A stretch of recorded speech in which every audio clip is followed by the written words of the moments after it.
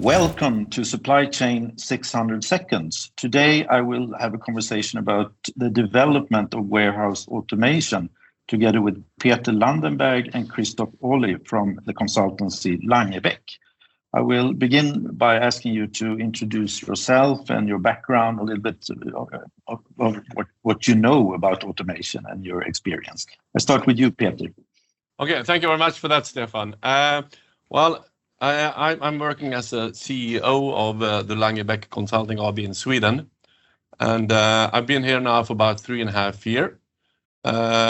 While before I joined Langebæk as a consultant, I was actually working as a logistics director for a company called Elektroskandia outside of Örebro. And if you talk about background and automation and things like that, I had the opportunity to build my own warehouse with a lot of automation down at Elektroskandia. Since I'm a real logistic nerd, I have a long background also at ICA, plus 25 years actually working with logistics and been involved in building warehouses. Actually, the first one was in 1990. We built the first high bay warehouse in Västerås together with Swisslog. So that's a little bit about my background as well. Thank you. Christoph. Yeah, I've basically been in the world of logistics automation all my life, since university or even before. I grew up in a planning and simulation team in Germany when paid consultancy was still something suppliers of these systems had time and energy for. I moved to the UK and was responsible for system sales into the Nordics for some years. And now, since almost 15 years, I'm lucky enough to be part of our Langebæk team. My role in daily business is basically to support our project teams with advice and experience, and of course, I'm also running projects myself. Together with Peter and the partner team, we are of course developing and adjusting our strategy in an ongoing way in this changing world we live in. And maybe last word that we have quite a good company culture that we are quite proud on. So all these things we do in a very flat hierarchy together with a lot of colleagues that we are very proud of to have in our team. Yeah, and on your business card, if you still have one, it says partner and project director at Langebæk. Yeah. That's right, yes. You told me, Christoph, that Langebæk's actually been working with automation, warehouse automation, since the 70s. I hardly knew that there were automation back in those days. Can you tell us something about the history?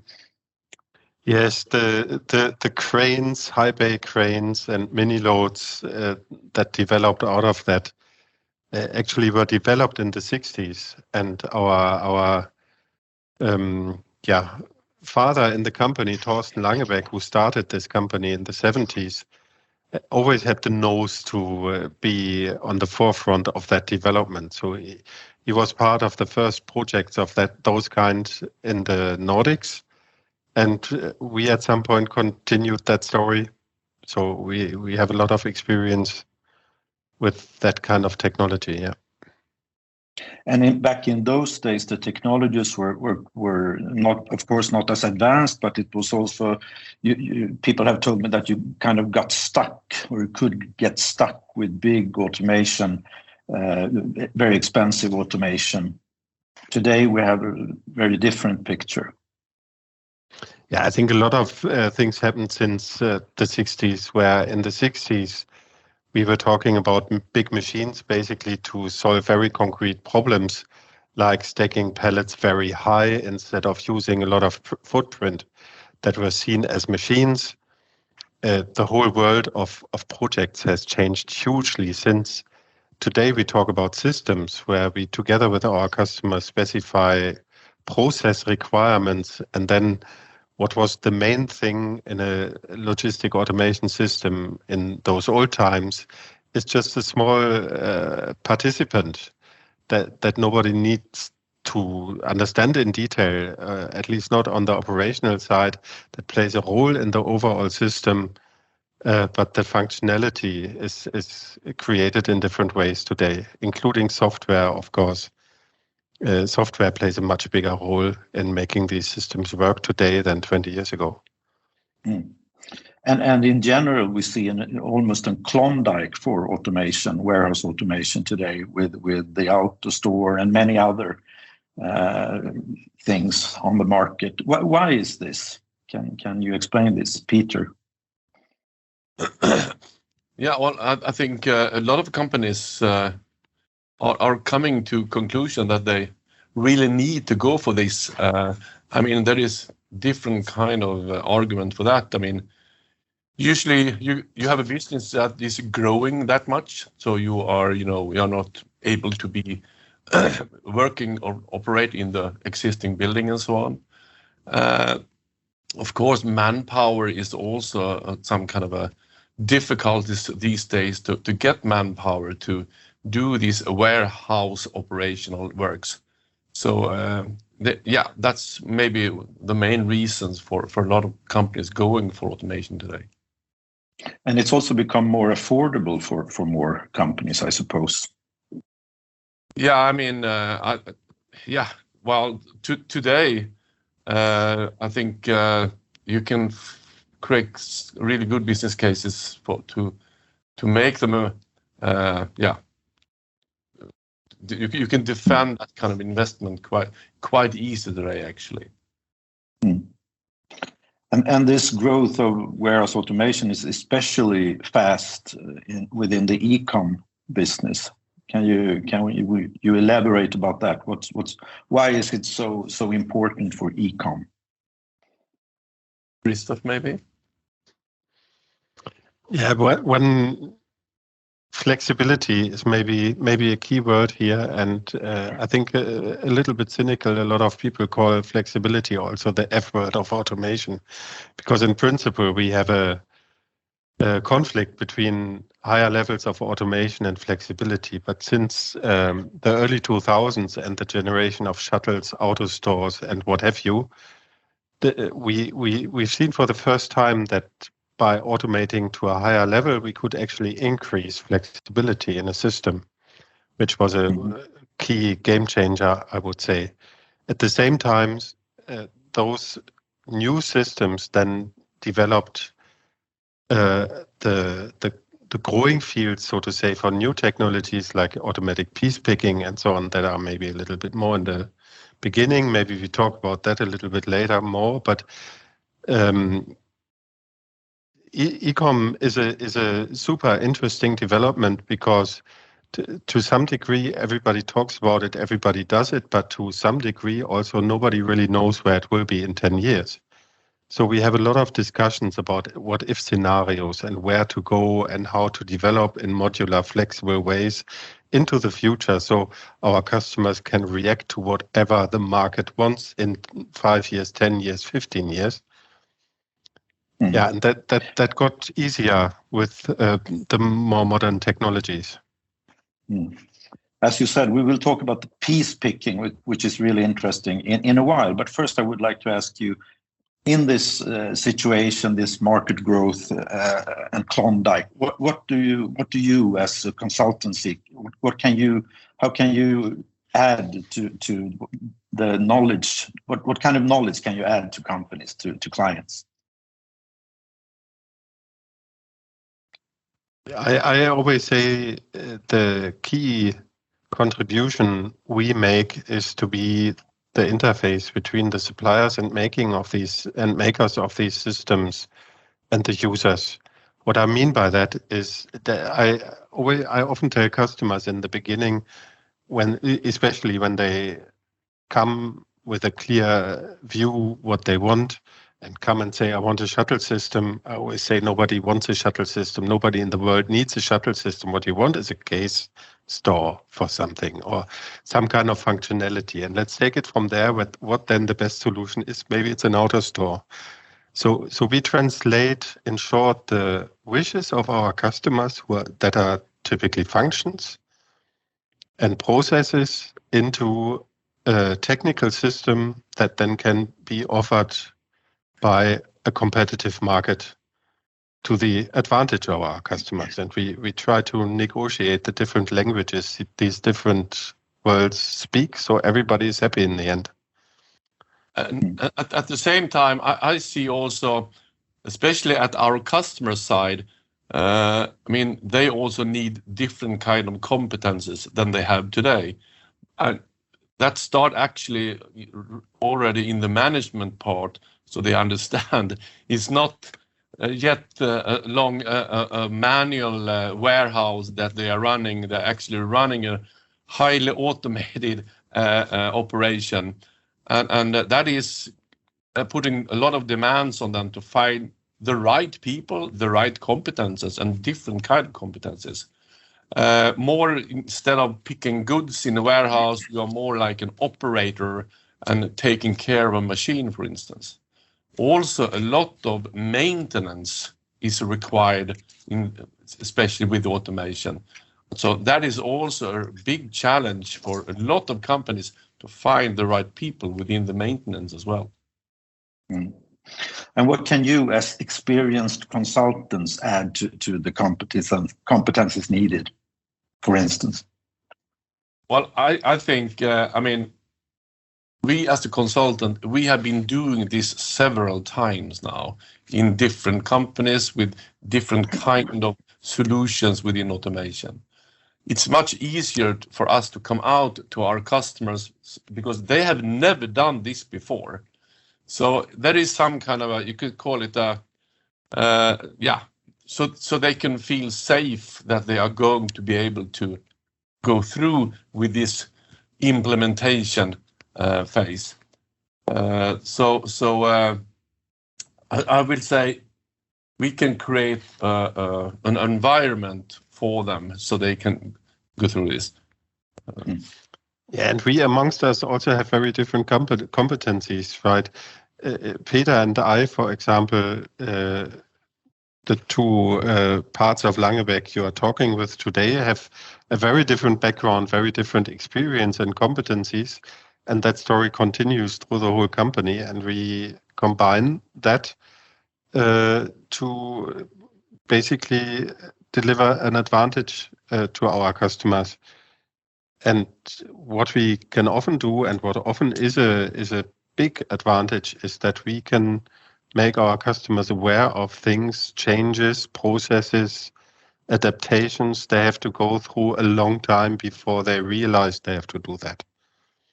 Especially with competencies. I mean, if somebody goes from a completely manual warehouse to a almost fully automated one, they will require people in their team that they don't have at the moment. They will need new skills.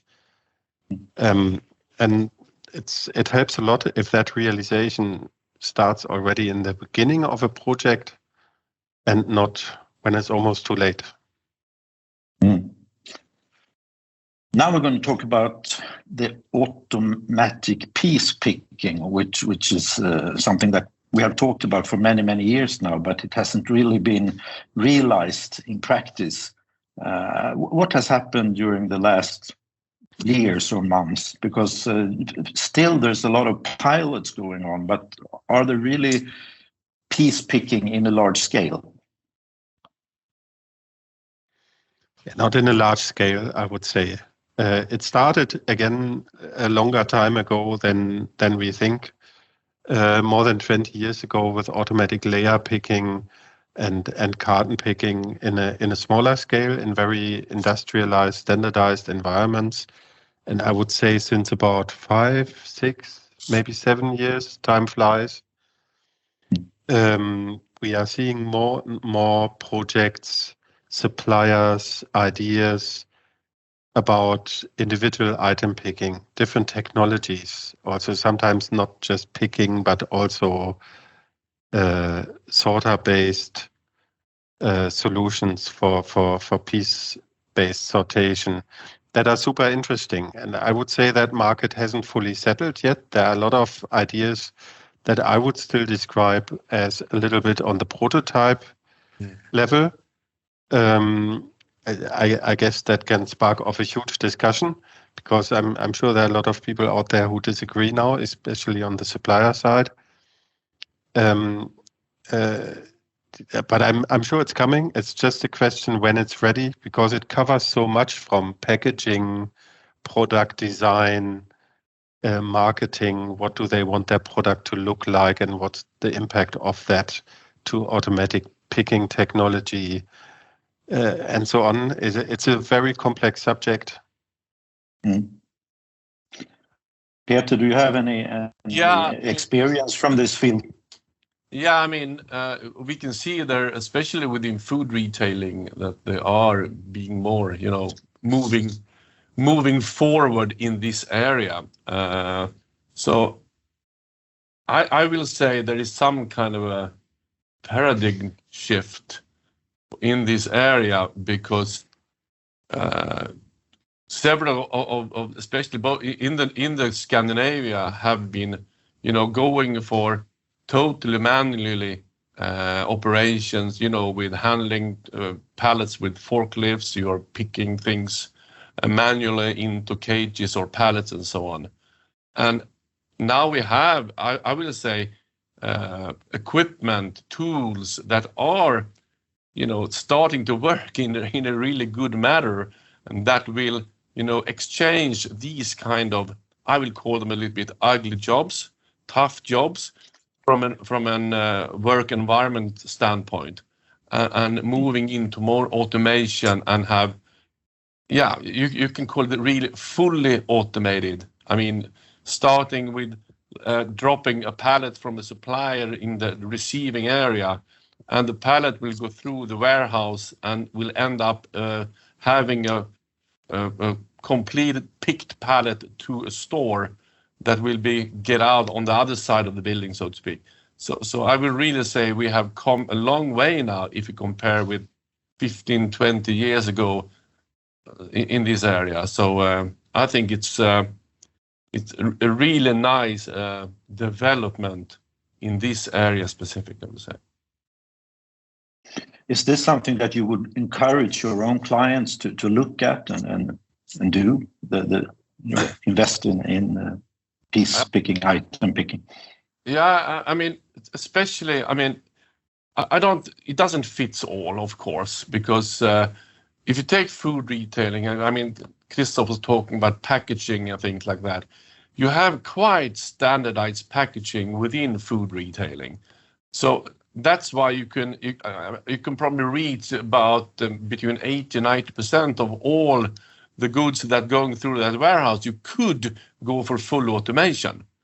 But I don't think that fits for all. And of course, you need to have a critical volume to go through that this kind of warehouse, and if you don't have that, it could be quite an expensive investment, of course. So it's really important to have the numbers right in that part, I would say. But I would definitely encourage a customer to look into this technology and consider the options. One other aspect in all this is that the ambitions to generate more and more ergonomic workstations, also more efficient workstations for normal operators, have led to designs that makes it very easy to then replace the person with a robot. So there are several designs out there where when we focus on it from the start in the design, can actually make sure there is a design that is ready for more automation technology when it really has reached the maturation that we want to see before using it. Perhaps they also sometimes need people like you to help them make the business case and kind of explain to the board or whatever what they can get from automation. Exactly, and that's one of the key roles that we mentioned before, and I think that's a very important role. To look at what if scenarios and Yeah, I think sometimes project teams in projects also get a little bit, what do you call that? Blind by focusing too much on the goal that they want to reach, and they forget to zoom out again and ask themselves, okay, now we have something that we think that will solve our problem, but what if this or this part will only change by 10%, which we can't control? Do we then still have the right solution, or should we have done something else? And that's discussions we facilitate as a standard in projects, because I suppose we've also seen it go wrong too often in the past. Thank you very much, Peter Landenberg and Christoph Ohly from Langebæk, for a nice discussion. Thank you. Thank you, Stefan.